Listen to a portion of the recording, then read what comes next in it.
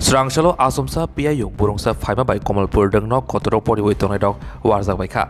Reng sringnai dok warjakmani logi kanakini amsini tongko songtonai lukurokbo haino warjak baikha yokliya. Piyayung bai warjakai baksa khananai furno yokliya. Baksa yoknani bagai tuirogobo banchina bagai bakrai laikha.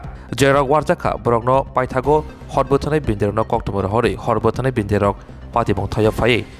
শাকদুখমানে এবা পিয়াইং ওয়ারজানাই রনো শাক হামনগর টাংলাইখা আমি আর ফার্স্টে গেছি পরে ওই মানে আমরা যাইতাছি কলেজের ভিতরে ঢুকতাছি তো ওই আমরা দুজনই ফার্স্টে কামড় দিছে এরপর তো সবাই দৌড়ে আইতাছে মানে ভিতরে যারা সবাই গেছে সবাইই কামড় দিছে বাইরে আইও কামড় দিছে সবাই। তুমি কোন ইয়ারে পড়ো? আমি ফার্স্ট সেমিস্টারে। নাম কি? সঙ্গীতা দাস।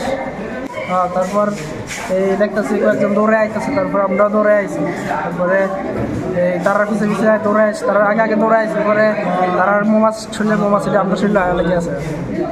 তারা কি কলেজ ছাত্রী আছিল? হ্যাঁ, আমরা নিজের বাসে তুলতে কে আছে ভিতরে শরীরে কামড় দিচ্ছে। তোমার নাম কি? আমার নাম রিপন দেবনাথ। কলেজে কোন ইয়ারে পড়ো? First year. Government degree college Kamalpur. এখানে হঠাৎ করে মৌমাছি বা ভীমরুল টাইপের কিছু একটা অ্যাটাক হয়েছে। প্রচুর পরিমাণে আমাদের অনেক স্টুডেন্ট মাঠের সাইড দিয়ে আসছিল, এদের অনেকে কামড়েছে, গরু ছাগল কিছু ওদের কামড়েছে। আমাদের যে অফিস স্টাফ আছে, বারান্দা আছে, ওনাকে কামড় দেওয়ার পরে উনি এখন হসপিটালাইজড। আরও দুটো মেয়েকে আমরা হসপিটালে পাঠিয়েছি, ফায়ার ব্রিগেড এসছে। এক্ষুনি আমরা আমাদের চেষ্টা করে আমরা আমাদের গাড়ি দিয়ে আরও দুটো ছেলেকে পাঠিয়েছি। কতজনের মতো অ্যাটাক করেছে এটা এখন সংখ্যা বলা খুব মুশকিল। ঘটনাটা কয়টা থেকে শুরু হয়েছে স্যার? 10:30 ঠিক পরটা থেকেই। এখন এক্সাক্ট সংখ্যা বলা এখনো মুশকিল, কারণ আমরা বুঝতে পারছি না। রাস্তায় অনেক বই খাতা ব্যাগ পড়ে রয়েছে, কলেজ স্টুডেন্টের সব কলেজ স্টুডেন্টের, ওরা পাগলের মতো দৌড়েছে চারদিক, এখন বিভিন্ন দিকে ওরা ছড়িয়ে আছে।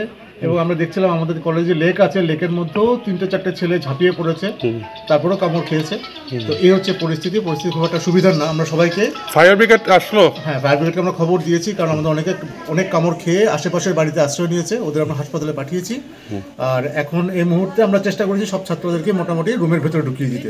এখন সেফ আছে মনে হচ্ছে, কিন্তু এখনো দেখতে পাচ্ছি, দেখুন চারদিকে উড়ে বেড়াচ্ছে মৌমাছি।